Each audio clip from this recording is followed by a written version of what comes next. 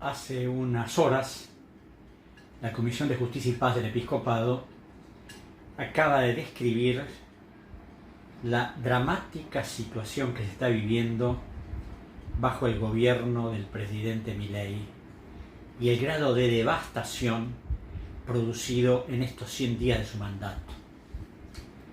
Pero yo me voy a referir a algo que generalmente nadie habla, que los medios callan, y que es las violaciones de Milei y de su gabinete.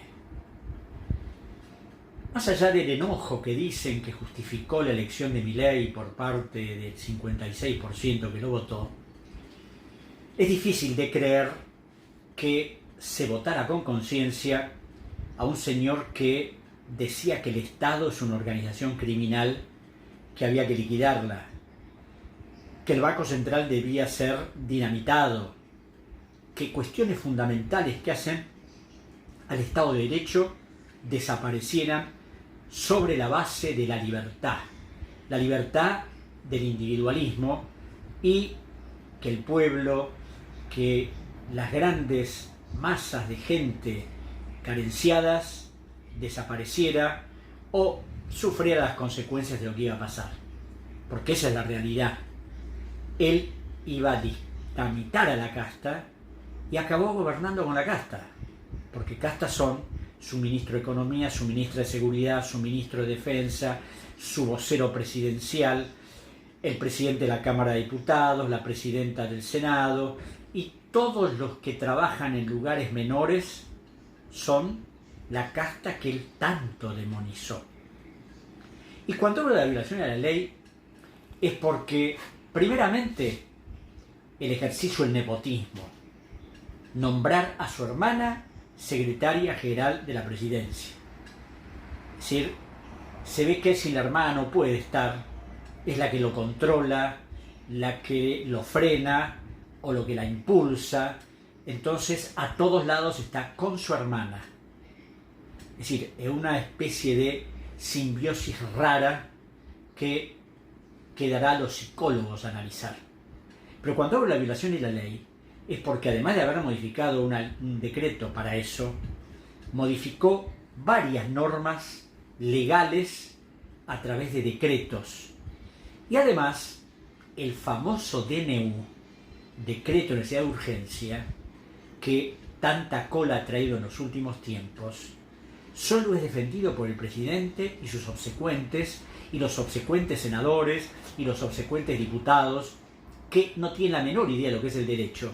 Y si la tienen, el sometimiento es de tal magnitud que la disimulan grandemente para justificar lo injustificable.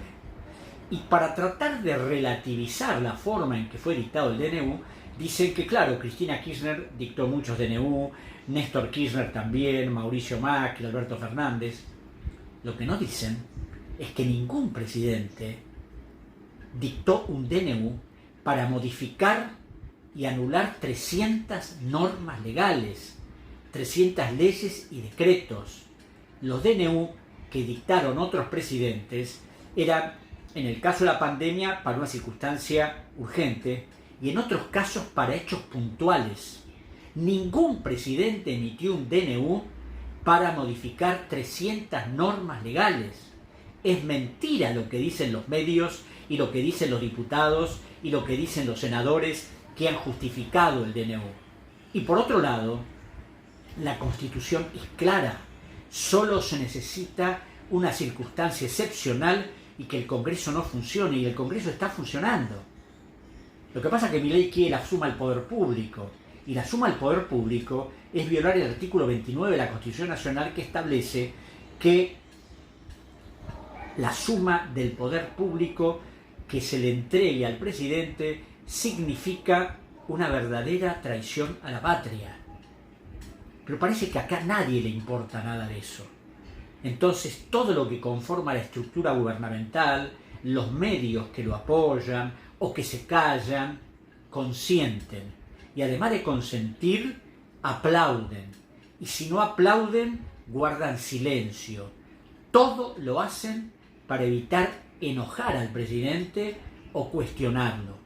Hace poco un destacado constitucionalista, Roberto Varela, habló precisamente del silencio de los medios, de la complicidad de los medios, que bajo grandes discursos, La Nación, Clarín, Infobae, en este momento se dedican a ver cómo hacen para disimular las locuras del presidente, y si no, se refieren a sus particularidades, que tuitea, que no tuitea, es decir, estas cosas que no tienen mayor importancia respecto a cuestiones gravitantes como son la política económica, el endeudamiento descomunal de los últimos 2 meses, más de 18.000 millones de dólares, los 12.000 millones que se acaban de emitir, y después esto de la violación sistemática de la ley.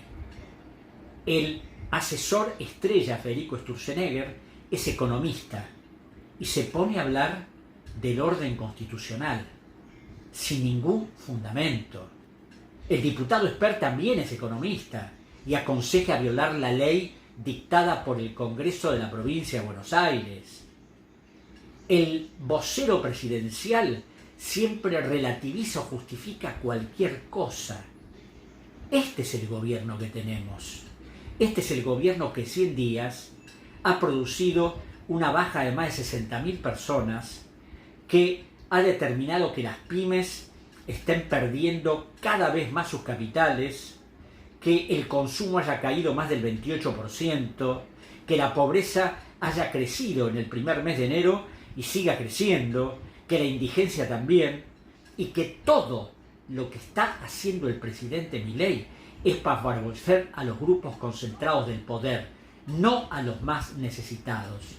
Se han licuado las jubilaciones, se han licuado los salarios, que están perdiendo poder adquisitivo, mientras los grandes capitales, las élites, festejan y por eso lo apoyan, porque de lo contrario se hubieran mostrado enfrentadas a este sistema, que es lo que quieren hacer para tratar de que lo que no lograron en el 76, lo que no lograron en la década del 90, lo que no lograron en la gestión de Macri, ahora lo puedan implementar de manera irrestricta.